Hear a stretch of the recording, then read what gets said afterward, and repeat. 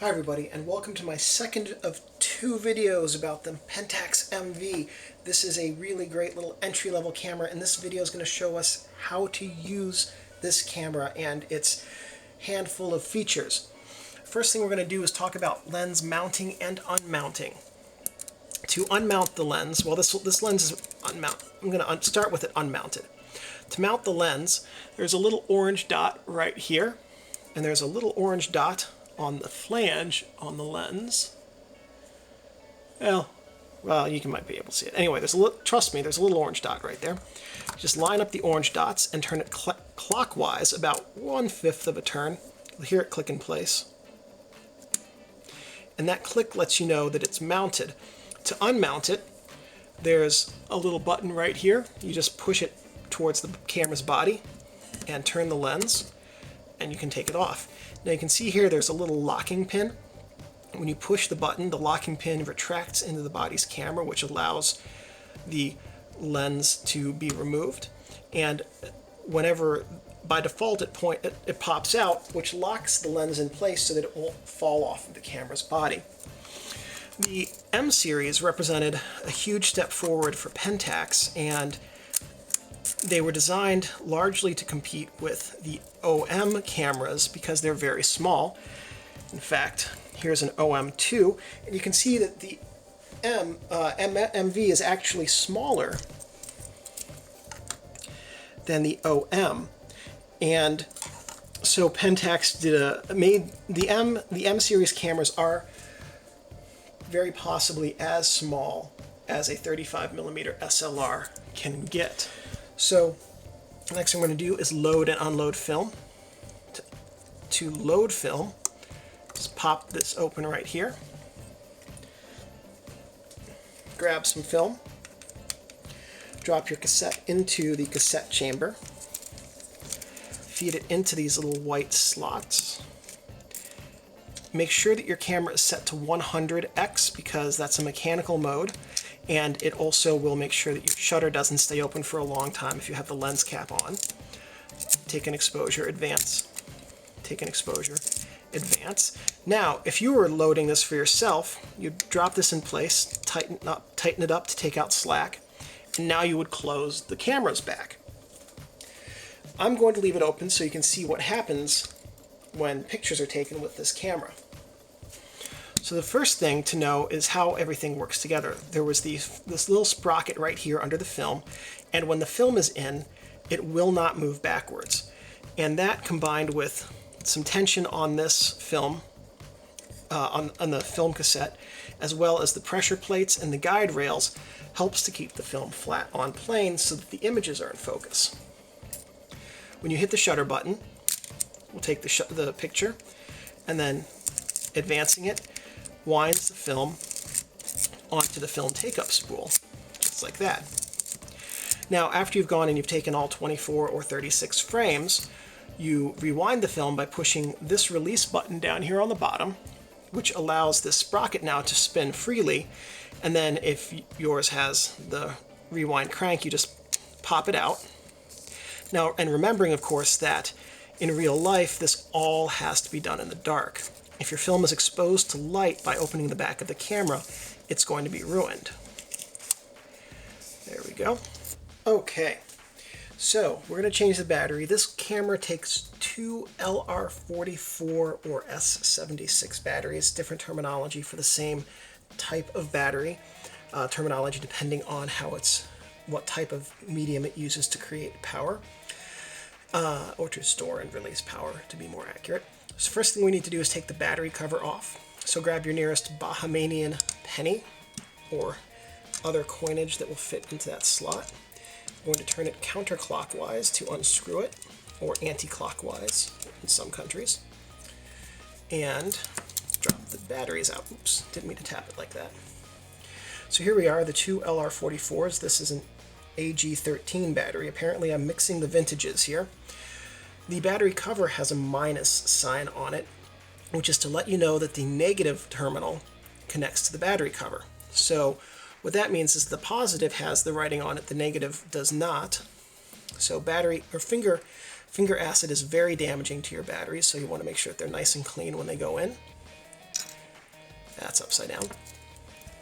Let's try dropping it in upside down and see if that works. There we go. And here we go. This one, clean it off. Negative terminals are down. And now for the tricky part. Turn it a little bit counterclockwise until I feel the threads trip. And there we go. And now, if it gives you trouble when you tighten it, stop, because that means that it's being cross-threaded. It should just tighten very easily. And that's how you change the batteries. The flash hot shoe on top is the only way to control a flash. It has no PC port on it, which is actually kind of a big thing. It means that the only way you can control your flash is through the hot shoe. And as long as the hot shoe works, that's fine. But it also means that if you want to have your flash off camera, then you have to get a cable that plugs into your hot shoe. So not having a PC port simply limits the manner in which you can have your flash off camera. That said, I have seen and actually own it's like a $10 set that I bought on eBay from China. A radio flash controller, and then one that plugs into the bottom of your flash, and so you can do it without a cable. And that sort of stuff is cheap enough now that it's not a huge flaw to not have a PC port, unless, of course, the flash hot shoe doesn't work. The flash sync speed is 1/100th, and anytime you want to use the flash, you want to have it set on that X. The frame that you're going to see in just a minute when we look through the camera is 92% of the actual area. It is magnified to 0.85x. The focusing screen in here is a standard split ring with micro prism surround focusing screen, very popular in the 1980s and before for easy focusing.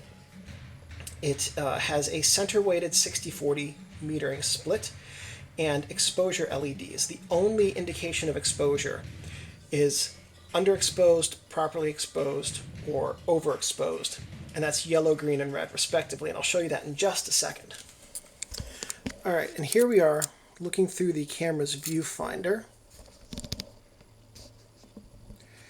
and that's a slightly better view. There we go, and you can see that there's a split ring right up here in the upper left, and it's that bright circle. And what that does is when something's in focus, it will come together in that split area. The microprism surround helps with fine focus, and but there is no indication of where the center weighted metering is taking place. It's only in about the center 60%, so it's only about the center 9 or 10 millimeters of the frame. Now normally this is where I would show you guys the metering information, but I cannot actually get the meter to show up on this camera because the viewfinder is too small. And so what it looks like is on the left side there are 3 LEDs in a single LED window. And what they do is light up. There's one on the bottom that's yellow, one in the middle that's green, and one on the top that's red. And if you see a red light, that means that you're going to be overexposed. If you see a yellow light, that means that there is a risk of the shutter speed being such that the image will be shaky. So if your shutter speed is 1/30th of a second or slower, it will be yellow, but the camera won't actually tell you what that shutter speed is. You could just be surprised. Maybe it's 4 seconds. If it's green, that means that your image will be properly exposed and you can handhold the camera with a standard lens, meaning that that shutter speed will be between 1/60th of a second and 1/1000th of a second. So if you have any questions, please let me know. I am pretty good about answering them pretty quickly. If you'd like to subscribe to my channel, please do so. That'll let you know when more videos are released. If you have comments or suggestions for future videos, please leave those below, and if I have the technical know-how and equipment to make a video for you, I'm more than happy to. stick around for a few seconds, and I will show some photos that... cancel that. I'm not going to show photos. One last thing. Oh, if this video was helpful, please give me a thumbs up. That lets me know I'm on the right track. One last thing. Thank you guys for watching.